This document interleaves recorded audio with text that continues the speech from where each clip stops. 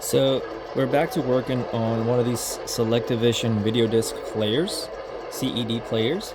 We have an SJT 400, and this was initially not working when we received it. And so we opened it, took a look around, cleaned up some of these gears.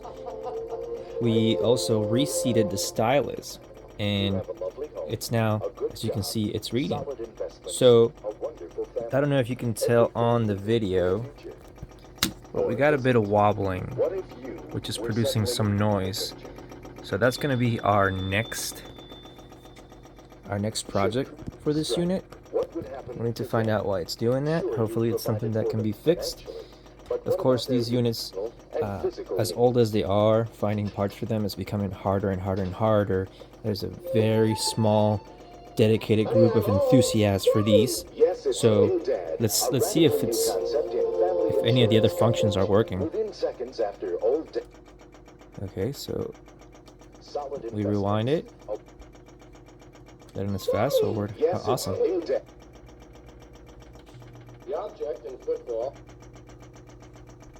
Oh, not letting me see. So apologies for that. Let's see. Look, the functions happen to be working. I was just about ready to can this one, to be honest. So I'm very surprised. I'm very glad. We're looking at a old SNL video disc. So let's see if pause will work.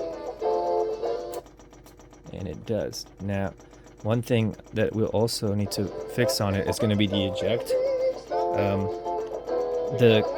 The mechanism didn't want to catch on the caddy. So let's see if it'll catch on the ejection. So reject. And you gonna let me in? That's looking rough, huh? I could probably make that a bit more smooth. And it did catch. That's awesome. We're gonna try to reinsert. I think it still won't catch on the way in. I had to help it earlier. Yeah, so we still gotta help it.